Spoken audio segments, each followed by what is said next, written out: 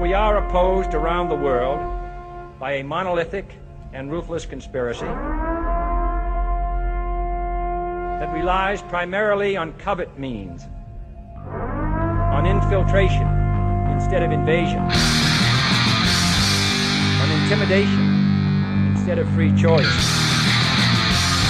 on guerrillas by night instead of armies by day. There is little value in ensuring the survival of our nation if our traditions do not survive with it. All right, welcome to episode 89 of the Abuse Hour. It is I, your host, Coffee Long, coming to you unsupervised, unmedicated, and an unchecked threat to society.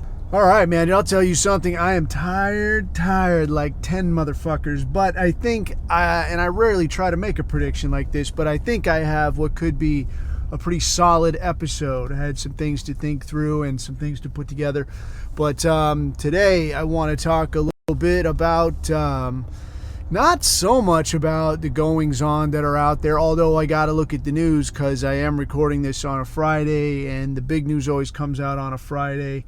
So the chances of getting news cucked are always at an all-time high. But I don't really think there's anything going on, especially news interesting. I mean, there's some weak sauce type shit of like some Tim Walz action and Hunter Biden action. But I mean, really, that's some of the most uninteresting stuff you can imagine. I do want to talk a little bit about this Russia thing that came out, where again, it's like Russiagate round 2. They're influencing our elections, and okay, all right, whatever, dude. So I want to get 2 cents in on that, but then I want to get some thoughts in on the idea of bullying and kind of, I don't know, how can I say how that is or is not what we're seeing and what it means for you.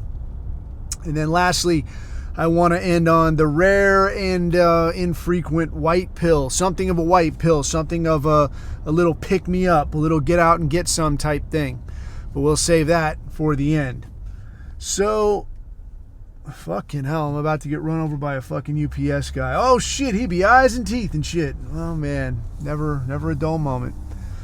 Right, so anyway, kicking it off, dude, I saw this thing yesterday where it's what the fuck was it, like some kind of a press release from DOJ where they are saying that they got a hold of some kind of Russian agenda for generating influence in the US via social media, and it was pretty fucking milquetoast, to be quite honest. They didn't post the original document. I don't know that it would have taken much effort to generate an original document, just run it through, the Google Translate or whatever.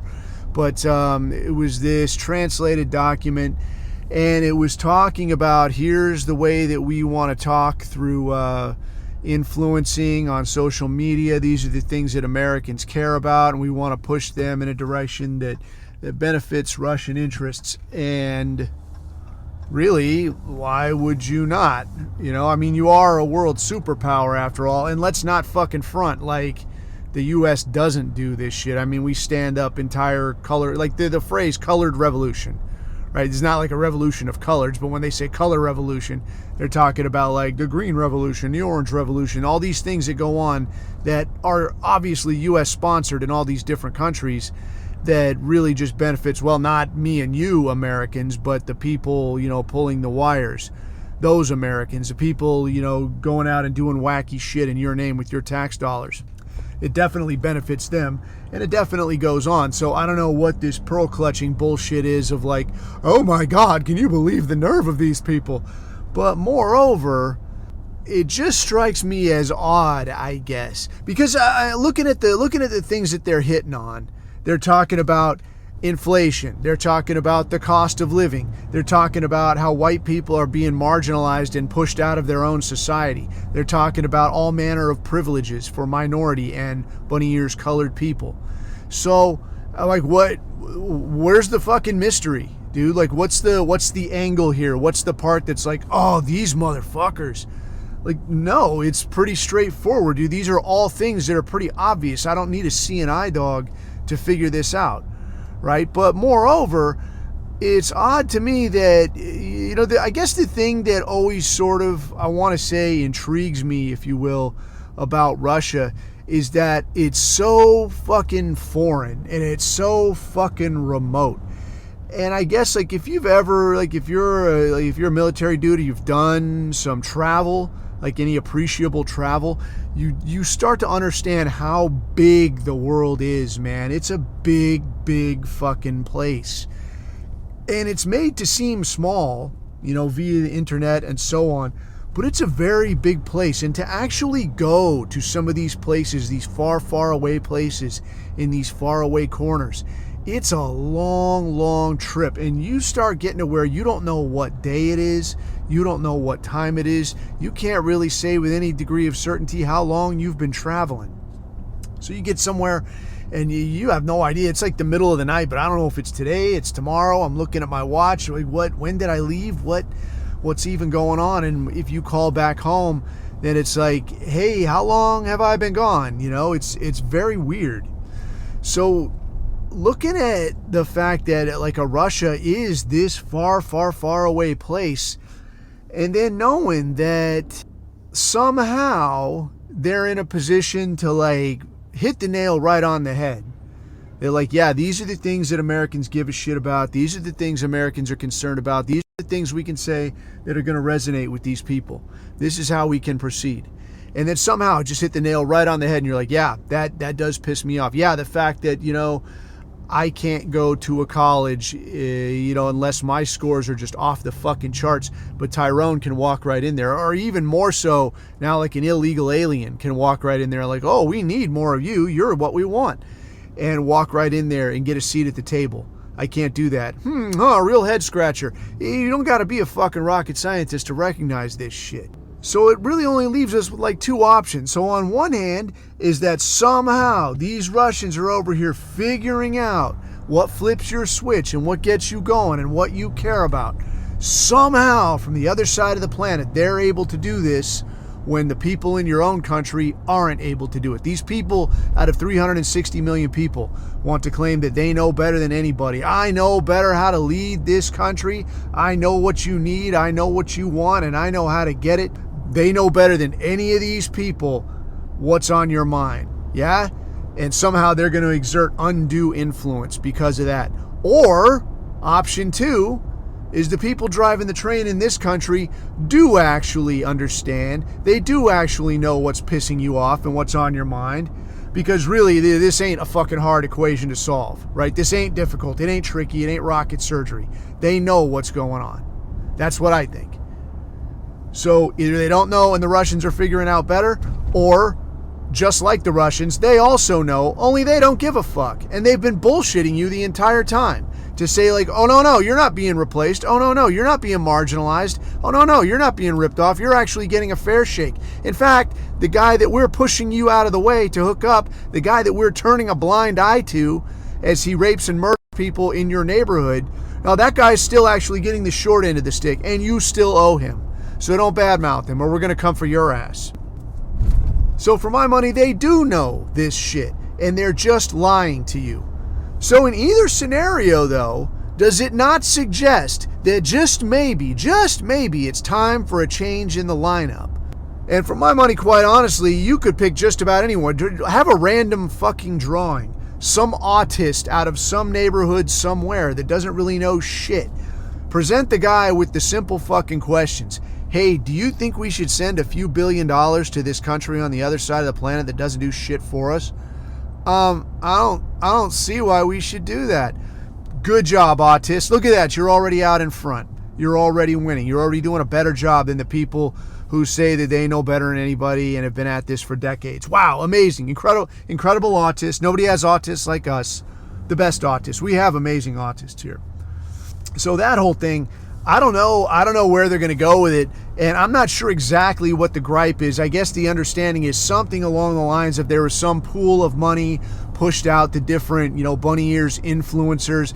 And again, these people, the people that I saw named, I can't remember all. I remember Tim Pool was definitely on there, and I'm like, Tim fucking Pool, who the fuck is that guy influencing? I mean, that is the most fucking dead-end, circle jerk fucking lobster trap I've ever seen in my life. Like, this guy has no edge. This guy has edge like a fucking bowling ball.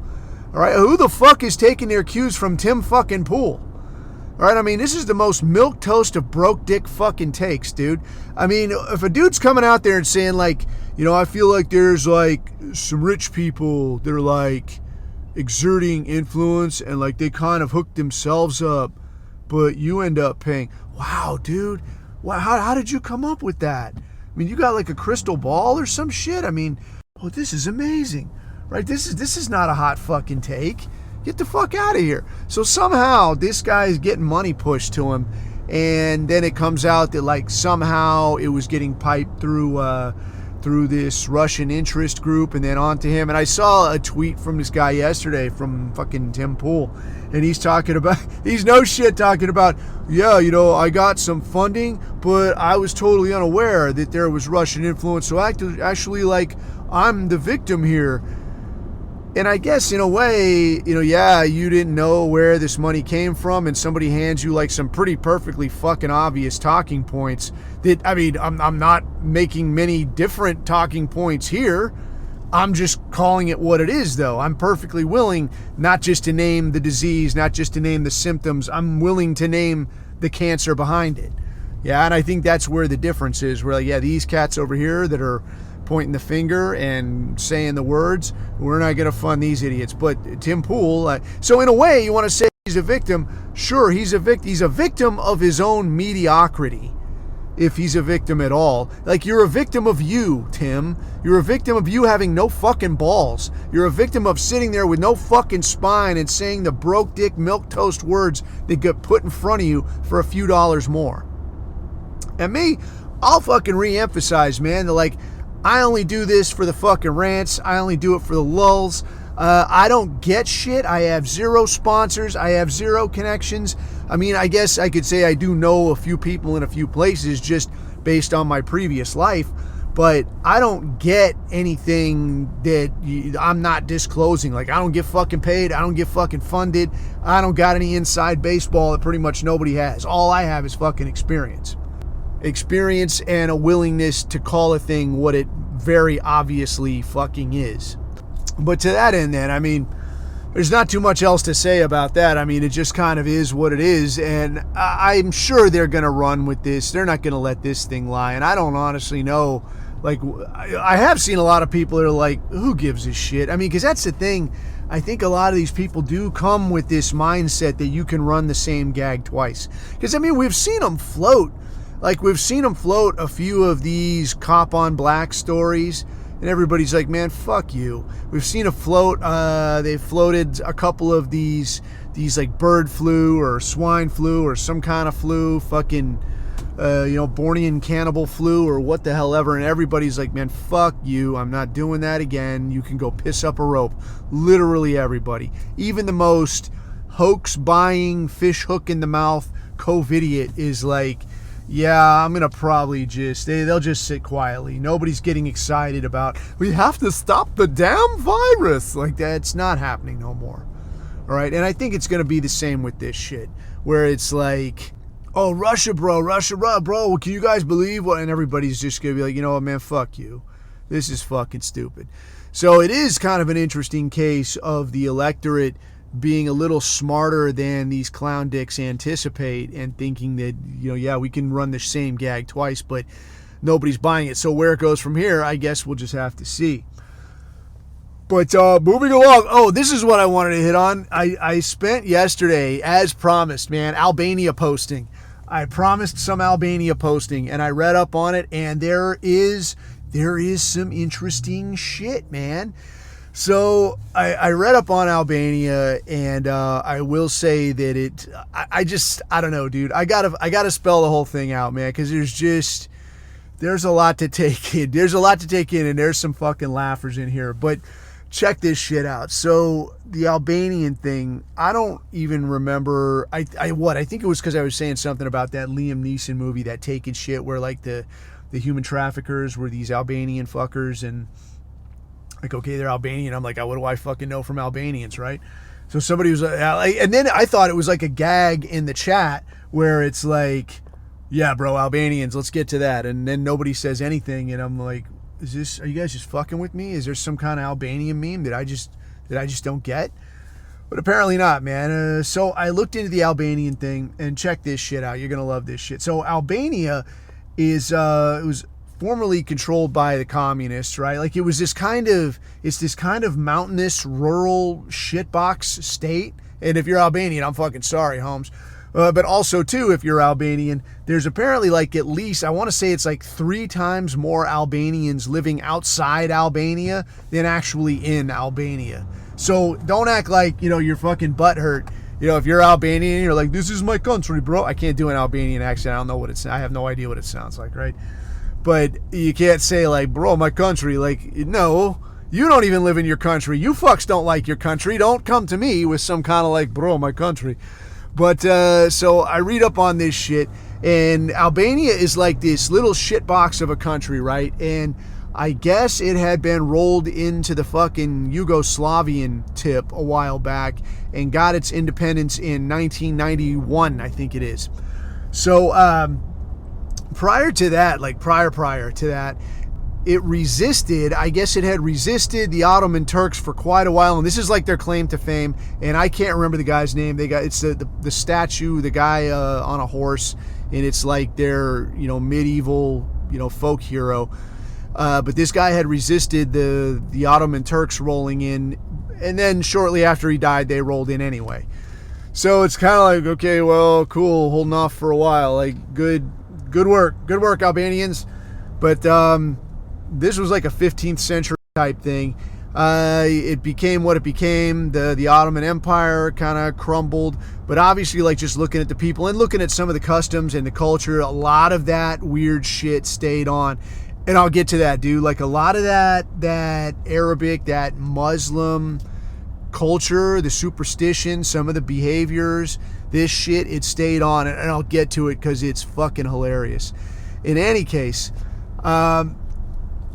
it gets rolled into the Yugoslavian type tip, and the guy that was in charge of Albania, I guess, and I can't remember, this guy's name was like Hotul or some kind of shit like this. This guy subscribed more to the Maoist version of communism and less to the Soviet version, which I'm not your communist connoisseur, so exactly what those differences are, I couldn't really say, but I guess there was a real strong focus on self-reliance.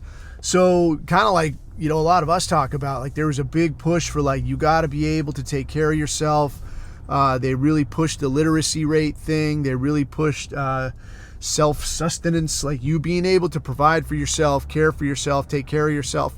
And then I guess all over the country is these like these little bomb shelters, like these one-man turret looking fucking things. And I guess they're still there, but they're sort of like, they're almost like bus stops, and they look like just little small domes, and they're like little 1 or 2 man, bunkers, if you like. And I guess their concern was like, hey, if somebody ever invades us, now we're going to be able to just, the citizens are going to rise up, and they're going to go and set up in these bunkers and fuck people up, onesie twosie. I was like, I can't decide if that's cool or weird. But from everything I see is that, these things are still there, and I don't know, they're especially maintained, but I guess some of them they've turned them into like little museum type things, like little cultural checkpoints or whatever. You're like, hey, come check it out. So I thought that was, I want to say cool. I'm not completely sure what to think of it. Anyway, so I read some more on Albanian culture, and this is like some of the part where it starts to get trippy, like where you start to see some of this very Arabic influence, and honestly a lot of stuff that I saw in Afghanistan where it's like, why are you so fucking weird, right? They have some things that are like, they're extremely strict on, and some things that you think like, hey, maybe don't do that, where they're like, whatever, who gives a shit, right? So they have this cultural honor code that they call BESA, and I can't remember all the words for it or whatever, but translated is basically like the code for behavior within the culture. So this is from like a 15th century document. So this is from like way the fuck back, and these are mostly tribal people. So you will see, like, if you have any familiarity with like the Visigoth code or any of the tribal laws around Nordic tribes, this kind of thing, especially where there was a lot of branching out, like moving through Europe. And as they moved as a little tribe, there was a lot of particulars about, look, this is the way you fucking behave. Some things you could do whatever the fuck you want to do, but some things over here, like, you gotta fucking do it just so. And a lot of what you'd see here was basically like, if you say you're gonna do a thing, you fucking do it. Because especially, I think, in these primitive tribes, like, your word is really all you have. There's not really an army to come and get you. There's not a police force. There's not even much of a tribal community to take action to ensure things are done just so. There's not like a fucking council of elders, right? So it's really just down to you and the boys you're with. So you say you're going to do a thing, you better fucking do it. So the summary, like the one sentence summary of this BESA code was that, I guess translated the way it comes out, is do and lose, says the code, not do and take. So, for our purposes, what this translates more accurately to is like, the code is telling you do these things even if you're going to lose, not do these things just because you're going to win. So the idea here is that you do these things. All right, yeah, we expect sometimes you're going to lose. We expect sometimes this won't be to your benefit. That's not the point. The point is not for you to come out ahead. The point is for you to follow the fucking code. And in that sense, I was like, well, that's actually pretty cool. Like, and a lot of the code focuses on how you treat what they call the guest. So the guest is a lot like you might think of it, is both the person coming into your house and then coming into the community as kind of an outsider, like someone walking in. Yeah. And this was the same thing that you saw in Afghanistan. Like, they take this shit train wreck serious. So if you remember that deal, the Marcus Luttrell thing, the lone survivor thing, where some Afghan dude took him into his house because he was all fucked up or whatever and on the run, and he's the last dude alive. Some Afghan dude takes him into his house. They have the same thing this way. So he's the guest, and you are responsible to your death for that guest. So if whoever the fuck comes, man, I mean, Allah himself, hey, give me that guy. Fuck you. All right, if that guy's busted up and you say, hey, I'm going to treat you till you're fixed up or until a doctor comes or whatever, you are responsible for that guy, even if it means you and your whole family get smoked. And so, like you saw with the Marcus Luttrell situation, like, that guy took it seriously and he walked the walk. I mean, for as back-asswards as a lot of the shit is in that part of the world, and especially in Afghanistan, you can't knock how that guy got down, man. That guy did the fucking deed. So bouncing back to Albania, then, this is the way that they talk about it as well. So, like, somebody comes to your house or you take someone in as a guest, the kind of the flow of the whole thing is that they will give up their weapons to you. Like, they'll leave their weapons, and that's them showing that they're not there to harm you. And it's also making it incumbent upon you that you are now responsible for their safety. Right? So if they're in your house and they're unarmed, you are fucking responsible now, man. Whatever comes down the pipe. The idea is that you will always lead the guest, that you'll show them around, that you'll like, hey, here's your spot, here's this, here's that. That you'll give them the favored seat, as they call it. And the way it's specified here is that, one, you give them the favored seat so that they feel honored and they feel appreciated and welcome coming into your home. But it also makes it so that you can keep an eye on them, right? So they're in that highly visible spot. You're not stuffing them in a corner. You're here at the head of the table where everybody can see you. So if you try some weird shit, now we're all on you. But otherwise, here, take the good seat. It specifies that they will eat from the same food that you eat. They'll eat the same bread you eat, drink the same water you drink. So it's not like you take somebody in and like, let me see if I got some leftovers. Like, no, dude, they're your responsibility. You have to fucking take care of these people. So they eat, again, whatever you eat. And then it was a trip because this code, it specifies like they are your responsibility until you walk them out of the house. You walk them out till you're going to say goodbye. You hand them their weapons, and then you turn your back on them at the gate They're on their fucking own now. If somebody comes by and smokes them, or they get into it, or somebody snatches them up, it's not your fucking problem. This is not your problem. Like, this thing went on to specify that, like, you know, if you deliver somebody to be killed, like you deliver a guest to be killed, they say that, like, you could, you know, essentially pay the fine or some kind of a thing for, like, if it was you murdered your own brother, you murdered somebody in your family. Like, well, you know, fights happen, people get killed, it is what it is. But if you facilitate the murdering of Bunny Ear's guest, like, that's your ass. You're not buying your way out of this, dude. You really, really fucked up. So I thought that was really interesting. But I then bumped over to, like, let's look at the corruption index. And sure as shit, Albania is listed as one of the most corrupt countries in Europe. And interesting, because Albania is a member of NATO, but not a member of the EU. And I know, like, for the longest time, there was the argument about Ukraine that, like, oh, well, we're not letting Ukraine in because Ukraine is so corrupt. So my question then is, like, is Ukraine so corrupt that is it more corrupt than Albania? Or is it that was kind of the way that we arrived at a happy medium with leaving Russia kind of a buffer zone, right? Because that was, you know, part of this Minsk agreement thing. Like, there's going to be like a kind of neutral zone.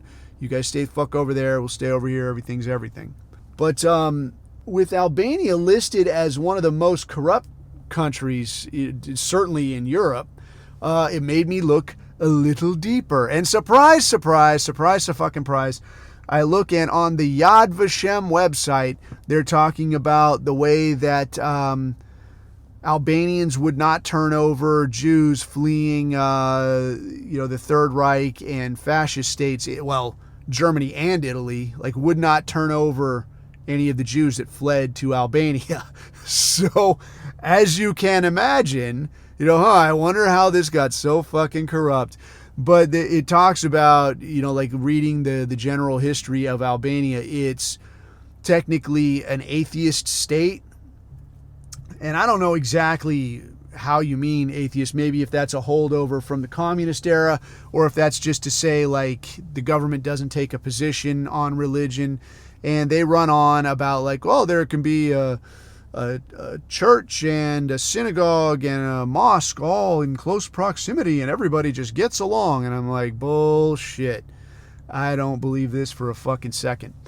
I didn't go too much farther down the kosher rabbit hole as far as Albania goes, but it did kind of raise an interesting question, I guess, or maybe a kind of an observation, I guess.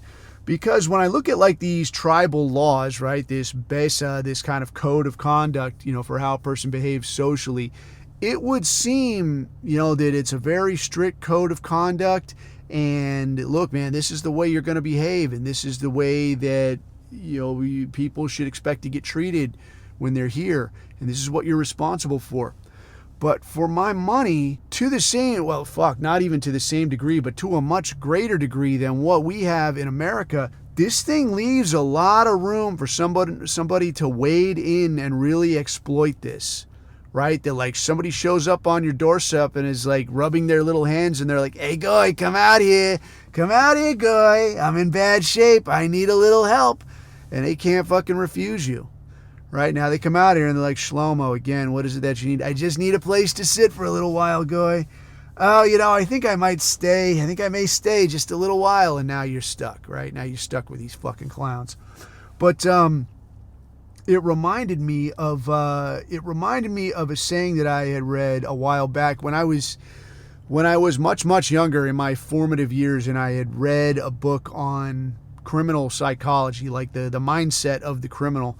One of the key, there was two key takeaways that I took out of that topic. And the first was that it is not that criminals don't play by any kind of code or any kind of rules. They just don't play by your rules.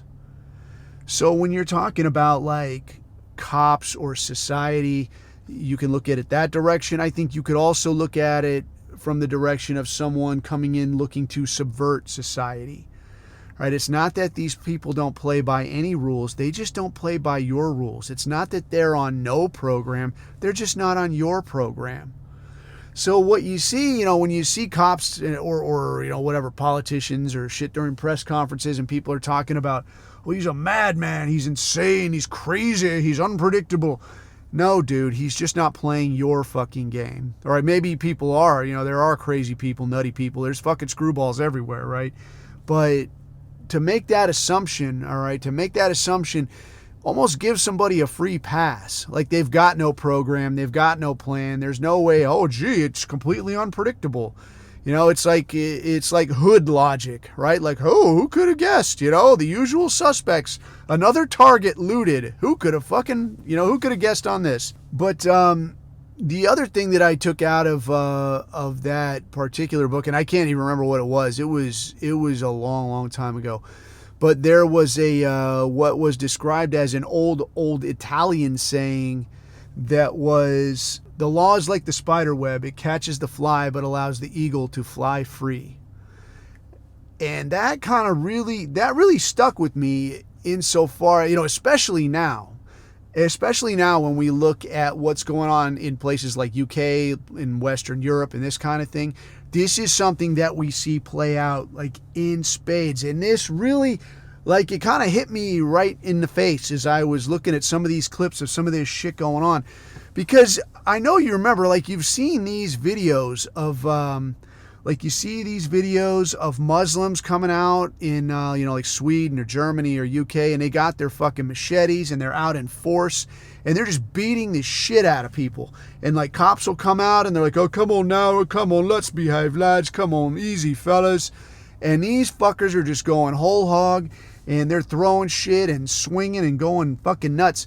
And these cops look like goddamn Keystone Capers, man. They're all over the place, just like falling down, falling on their ass. And you're like, man, what is this embarrassing shit? These cops they're just pussies. And that's your immediate takeaway. But now more recently, I just saw one from Ireland where there's some school teacher. It's some school teacher that refused to refer to some sexual degenerate at his school as a he, they, or Zyzz or whatever the flavor of the day was. Wouldn't do it. He's like, I'm not doing it. I'm not playing this game. The cops come and arrest this fucking guy. And they come and snatch this fucking guy up. They come and snatch this guy up like, you motherfucker. And they're strong-arming this guy. Come here, you, right, come here. And you see, it's this same kind of a flavor. Like when they roll in, like we were talking about last time, they roll in, they walk right into somebody's house, and they're just big dick swinging in somebody's front room. They're like, right, I'd like you to stand up, come over here, you're going downtown, you are. Like, just no fucking mercy, man. And it's like there's no question in their mind that, like, I will rip this fucking guy a new asshole if he fucking tries me for half a second. Like, no question in their mind. And they're snatching people up. I saw one where a gaggle of like riot cop looking cops in UK knocked some old woman down. I don't know what she was doing out there.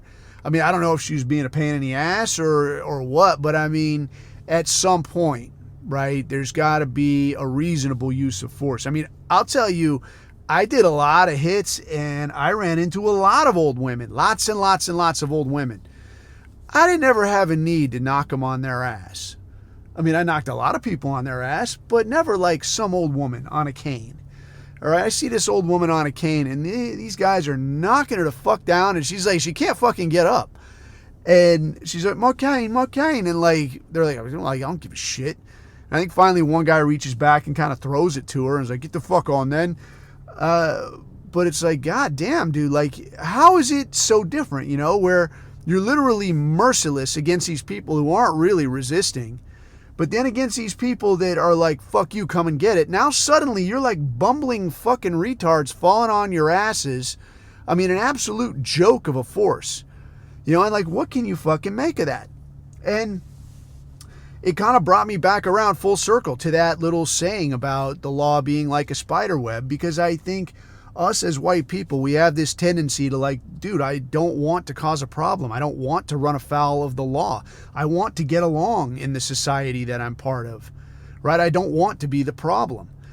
And when you start seeing that, like, hey, you're becoming a problem. You kind of shrink, you minimize. Like, I'm not doing that. And you try to stay away from getting wrapped up in this spider web that they're coming at you with. And what you see in the UK, especially with this shit, is like, it's not like you up there marching, throwing shit, breaking things, smashing windows, lighting fires, and then they come out, but it's like, okay, well, no, I'm not going to do that. I'm just going to march and say what's on my mind. Okay, well, no, I won't do that. Maybe I'll just protest privately and express my concerns. Okay, I won't even really say anything. I'll just kind of stand here. Okay, I won't really stand here in the street. I'll just stand over here on the sidewalk. And you make yourself smaller and smaller and smaller. But what we see is that they're coming at you, and they're just coming at you with these fucking spider webs of the law trying to wrap you up. And our people are trying to make themselves smaller and smaller. And I'm not a problem. I'm not trying to be a problem here. Where what you need to do, on the other hand, if you follow this philosophy, is it make yourself bigger and say, you want this, fucking come and get it. You fucking want me, you come and fucking get me then. And we'll fucking see. And we'll just see if your little spider web is big enough to wrap up what I'm going to throw at you. All right? Now, again, Bunny is here. I'm not talking about here in the U.S. of A., the old red, white, and blue, because here in our country, we don't have these kind of problems. Everybody in this country gets along. So I would never encourage anybody anywhere to break any kind of laws, right? Don't do that. I mean, I'm only talking about this for entertainment purposes only. And even then, we're only talking about, our European cousins. And that's no sweat off my balls, right? So there, with that disclaimer out of the way, right? But, when you come like these Muslims do and you say, no, man, I'm not taking another fucking step, because one more fucking step. What's one more fucking step, dude? I mean, your people are being murdered. Your daughters are being raped. Your sons are being beat the fuck down just walking to fucking school. One more step. What is one more sacrifice going to get you? What are you going to turn a blind eye to next? Because next is they're just wholesale murder. What are you going to turn a blind eye then? You're going to say, okay then? You're going to back up then? No. Because that's the way this is going. They say it openly. So put your big fucking balls on, put your fucking wings on like the eagle you are, and fly through this fucking spider web and tell them, man, fuck you. And that's what kind of leads me to my last piece that I wanted to hit on. The last thing I wanted to hit on here is kind of a white pill, like sort of a white pill. It's like a weird white pill that I wasn't really expecting to stumble across. But check this shit out, man. I was going to get a workout, and I'm looking for some playlists, dude. Like, give me something fresh. And I see this Zyzz playlist, right? And you know who this motherfucker is, dude. So I see this Zyzz playlist, and I had seen the memes before, and I was familiar with the dude, superficially anyways. But I'm like, yeah, what the fuck is this about, dude? Let me get a look at this. So I look up Zyzz and like give me the details on this. And as it turns out, dude, like here's the wait here. So if you don't know who this is, this dude Zyzz was this dude like back in the 2010s that was he was like in his 20s, dude. It was only like a 3-year run of this guy between 19 and 22. And this guy was a young skinny kid, like a young Arabic looking dude, like a real skinny motherfucker, like the ectomorphic body type, right? And this dude got on the juice, right? He's an Australian kid, like he lived in Australia. Got on the juice, and this motherfucker, like he was lifting hard and dieting hard and juicing hard, and he was fucking young and spry. And this dude was fucking 10 shades of jacked. And he was a squirrely fucker, right? Like, so the dude's all fucking jacked. He's doing this, I guess you would call it like influencer shit, like back probably before they were properly calling it an influencer. But he was doing all this shit, making all these little motivational videos and what have you, and had like partied his ass off, like partied like a motherfucker, and eventually ended up dying in a sauna in 2011 in Pattaya, Thailand. Now, before we return, to the Zyzz story, I will tell you about Pattaya, Thailand. I want to preface this with another story that happened in a different Asian country just so I can draw your attention to how fucking heavy this place is. All right. So this other fucking Asian country, I was there in a work capacity and I'm doing some shady shit. And I had opportunity to run into a whole variety of extremely odd characters. So one dude that I ran into, it was a Chinese hitman. I shit you not. Not like a guy wearing fucking leather gloves, you know, sitting in a hotel room with a fucking piano wire just waiting to go. Like, he was this sloppy Chinese motherfucker, always running around in flip-flops and a t-shirt and shit.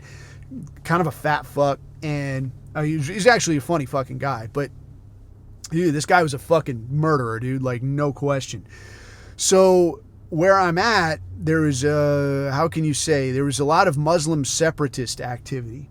And this motherfucker was like the shot caller in the area. So one day, one of these bigwig Muslim dudes shows up in this, like region, like area, sort of like a city, province, I guess you could call it.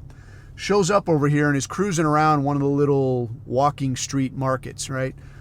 We had heard about it where we were, that like, hey, such and such figure might be cruising around somewhere today. So if you hear anything or anything goes on, you let us know. It was not a couple hours later, like, yeah, that guy just got gunned down. Broad fucking daylight in this market. Some shit could kick off heavy, man, so keep your ears open. I'm like, dude, I might know. Let me go look. I go downtown to this bar. It's 10 in the fucking morning. I go downtown to this bar. Here's this fat fuck Chinese dude. And he's getting fucked up. And there's all of his boys in there. They're getting fucked up. And I'm like, hey, man, did you do something this morning? And he's like, oh, man, what the fuck? And I'm like, dude, you got to let a player know. All right, let a guy know. People are going off the fucking rails. And he's like, shit, man, this is my fucking town. I'm like, all right, I'm just asking, dude. I'm trying to help you, you know? But yeah, this guy was a fucking blazing fucking hitter. Another character that I met was this Catholic priest dude. And this dude kind of ran a local orphanage. Not really an orphanage, I guess maybe you call it like home for wayward boys or some shit. Because there was a lot of young boys and shit that would just run the streets like street children, you know? And they beg, they steal, and when you give them money, 9 times out of 10, they're going to go to the fucking hardware store and they're going to buy rubber cement and they're going to huff that shit and get all fucked up. But then when they get hungry, they got no place to sleep, then they're going to go back to this Catholic, you know, what do you call it, orphanage, wayward boys home kind of thing, right? So this is another guy that I had met, and I was more than familiar with several of his young charges. And some of these dudes would be my vehicle security. Like, I'd pull up in different places in the city, and somehow these little shits would know, like, they would just materialize. They're like, hey, sir. I'm like, you little fuck, what are you doing here? They're like, I watch your car, sir. I am your, what the fuck would they say? I'm your valet. So I'm like, you're not valeting my fucking car. They're like, I'm your valet, sir. I'm like, fine, man. I'm like, I'll give you some change when I get back. And I'd always have like loose change in the car from buying shit, you know? So these little fucks would they would crash like on the car. They'd sleep on the car. So if anybody comes to fuck with your car, like, they're going to be there. And I'd come back, and then when I'm leaving, I'd just throw change out the window in front of other cars, you know, and hope, you know, they'd get run over or something. But I'd throw change out in the street. They'd all go nuts, snatch up the change, and that was like the ecosystem. You know, until I found out they're using it to buy rubber cement, getting all fucked up on it. But so this Catholic priest guy, this was another person that I had interacted with. So this all links up like some kind of shitty movie towards the end here. You listen. So now, as it happened, some other gangster had introduced me to this businessman. This, we'll just call him Fernando, because I can't remember his fucking name, but I think it started with an F. So he introduces me to this guy, Fernando, this businessman, and this guy's got to be like, he's 60s, early 60s at least, if he's a day, all right? And this guy has a kid. He has a young kid that's like, I think he's turning like 4 or some shit, and he says, hey, you know, Fernando, he's a guy that we want to have some influence with and have some heads up with, so he's having a birthday party for his kid, and it would be real cool if you went. So what you got to appreciate in that part of the world is that, you know, you are very much like the Aryan god that you imagine yourself as, you know, here. If you go over there, it's like if you're going to some kid's birthday party, it's like having a fucking, you know, like a senator or a rock star or something show up to your birthday party here. Like, you show up and it's like, holy shit, you got some American to come to your kid's birthday party? You fucking high roller. So you're like really lending this guy street cred. And I'm like, yeah, all right, man. He's like a guy that we're, interested in and we want to have, ties with. So I'll go to his kid's birthday party. No big deal. So I go to this fucking birthday party. And it's out in the province somewhere. And I go out there and this guy's 60-something. And again, rich dudes like this, he's 60-something. He's got a young kid like this, 3, 4, 5, whatever the fucking kid was, is not super unusual, right? Because they can afford to have a younger wife. Now, I see this guy's wife, and she is fucking blazing hot. Now, I'll tell you, I've never been a dude that especially went in for, like, the brown girls. Like, there are a lot of cats in the military that go in for, like, the brown girl fever thing. And I think, honestly, it's not because of how they look. It's that when you meet them, they're like demure and they're kind of subservient and they try to dress sexy and this kind of shit. So especially, like American military dudes, they bite that hook like no tomorrow is coming, man. They get that brown girl fever. And me, not my cup of tea. But I will tell you, like, by Western standards, this woman was fucking hot. And I was like, fuck. And she's like, oh, hello, sir. Oh, Mr. Coffee. Yeah, Mr. Coffee. But she's like, hello, you have not been to our home before. I will show you around. I'm like, okay, cool. So she's like, this is the kitchen. Okay. Yeah, this is the living space where we can watch the TV. I'm like, okay, cool. The bedroom is here. And then she like steps into the bedroom and she's like, come and look. I'm like, yeah, no. Not today, motherfucker. So you got to be real fucking careful, right? I mean, again, you're kind of a rock star, and I ain't rich, handsome, or good looking, but the last fucking thing I need, right, is to get rolled up put in the wood to some rich dude's wife at his kid's birthday party. So I'm like, yeah, it's very cool. And I kind of scoot right back out to the kitchen, and I shit you not, I'm not standing in that kitchen 2 seconds, and fucking Fernando, Mr. Businessman, comes walking in. Oh, Mr. Coffee, what are you doing? And I'm like, I'm just looking for the pisser. And he's like, oh, it's just here. I'm like, oh, I thought that was a broom closet. And he's like, oh, don't piss on my brooms. And I'm like, what the fuck? And I still, to this day, don't know if these people were trying to honey dick me or some kind of thing, but what I do know is I did not get pinched in this situation. So hooray for me. Hooray, coffee. Yay. But he's like, so, go there and then come back outside and find your place. And like she had gone to the trouble of doing that shit where you like put a little name tag and fold it just so everybody knows where they're going to sit.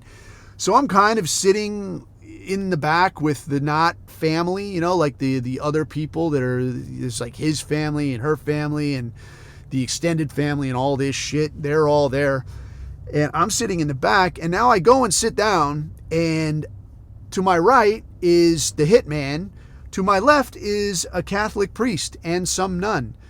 And Lady Gaga is playing over the stereo at like a 5-year-old's birthday party. And I'm like, dude, this is like a fucking fucked up fever dream. Like, I can't believe this is my life right now. This is fucking bizarro world. This is not reasonable. But I'm telling you that story because I want you to understand when I say that, like, if that is normal, Pattaya, Thailand is like that on fucking crack. Pattaya, Thailand is like, if you think of Pleasure Island in the Pinocchio story, like after everything is all fucked up and everyone has made a jackass of themselves, it's like that all the fucking time. All right. So for kind of background, Thailand is one of the sex tourist hotspots. This was a place that we flew through, like we bounced through Thailand a bunch of times on the way to different exercises. So it's a place, I guess the U.S. maintains some kind of weird military presence there. I'm not sure exactly what or why, but you just bounce through, you hang out for a day or two, you get on a different airplane and you go do whatever you're going to fucking do. I bounced through Pattaya once, and dude, it's fucking insane. So for reference, like, drugs and prostitution are technically illegal in Thailand. But what this means is that, like, if, again, like we were talking about, like if the law is going to be like so, yeah, but everybody is just going to flaunt on through it, Now, it's almost like there is no law. You know, until you piss somebody off enough and they want to come and crack your fucking head open, and they can, and they do. They don't fuck around in Thailand. But until that happens, you can do damn near anything you want. If you want to walk down the street punching people in the face, you can do that shit. It also means that people can come pouring out of bars and stomp you to death, and nobody will come and help you. So there's very much like a law of the jungle feel to this place. It's fucking wild. While you're there, if you want to buy any kind of pharmaceuticals. I mean, I don't know, like recreational drugs was never my thing. I don't really know how one goes about procuring or how things differ country to country. It's not my thing, never been my thing. As far as things like juice, or if you whatever, dude, you got a fucking cold and you want to go get antibiotics, you walk to the fucking pharmacy and you tell them what you want. If you buy something that's going to kill you, that's your fucking problem. I mean, I'm just here to help, right? So if you want to get juiced up, you go in there and juice your fucking ass off. Go crazy. So, I mean, you could be out there sitting at some bar and like an elephant could come up and reach over your shoulder and grab snacks off the bar. One time I was getting something to eat, and it had to be like 2 a.m, and there was a kid running around in the streets selling fucking gum and lighters. And he had to be like 3, and I was freaked the fuck out. I was like, hey, kid, where the fuck is your mom? And he's like, what? Hey, pick me up. And he wanted me to pick him up, put him on the bar. So I put him on the bar, and now he walks all the way around the bar with like a thing of like chiclets, like they do in Mexico, and Bic lighters, selling this shit. Like, come on. And I'm like, God damn. And then he comes all the way back around. I'm like, hey, where's your folks, dude? And he's like, put me down. I'm like, okay, so I just put him back on the ground, and he takes off, goes to the next bar. I'm like, holy shit, this place is insane. I mean, if you saw like a guy on fire running down the street, it wouldn't surprise you at all. Like it wouldn't shock you a bit. You'd just be like, oh, a guy on fire. What do you know about that? That's I want to convey like how insane this place is. So rewind now, back to the Zyzz, right? So this guy, his name is Aziz Sergeyevich Shavshirian.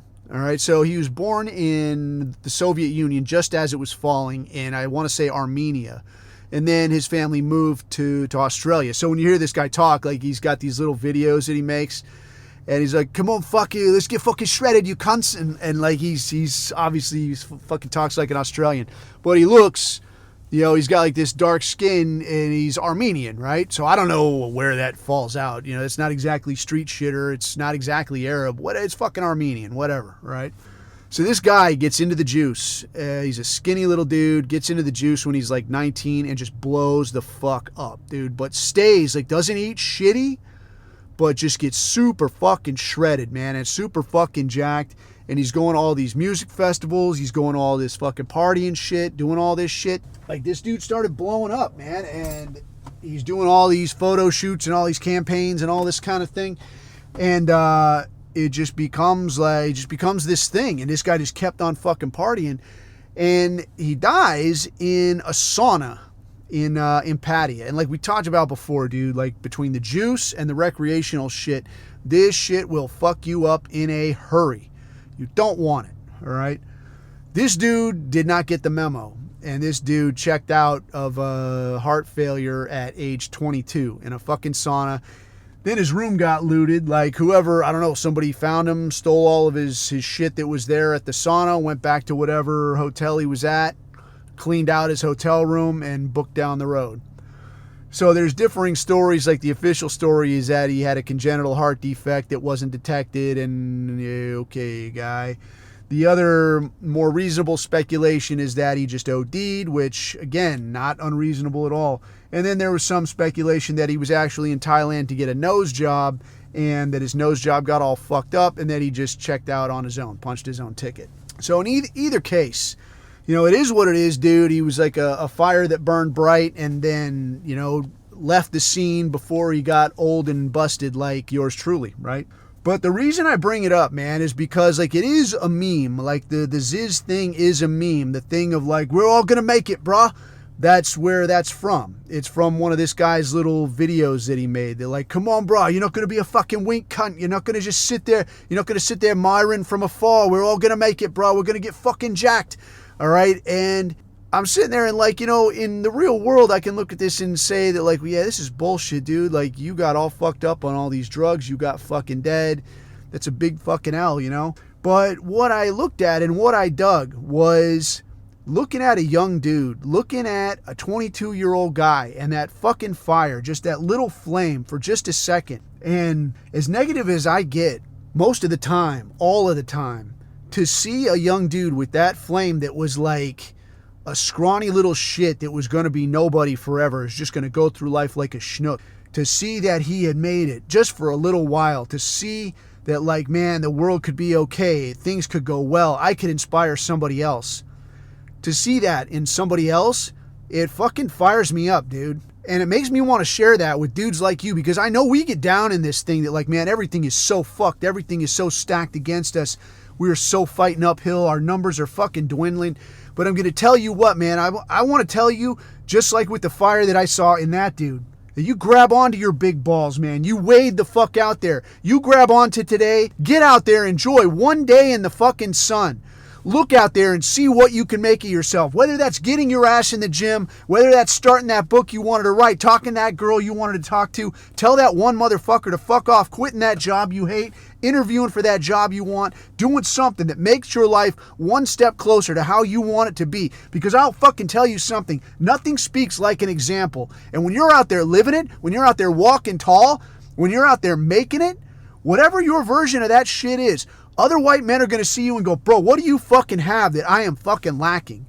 And when you got that self-respect, when you refuse to be beaten down, when you refuse to say, no, I'll just sit here and I'll fucking take another punch in the fucking mouth. No, you can just go ahead and walk over me a little bit more. When you stand up and refuse to fucking lay down one more fucking day, just one fucking day in the sun, to get that kind of energy back in your life, man, dude, that fucking did wonders for me, man, because I'm always fucking pissed off. I'm always down in the mouth. I'm always looking at the shit that's like, man, this is fucked up. This has got to be handled. This is going to have to be fixed.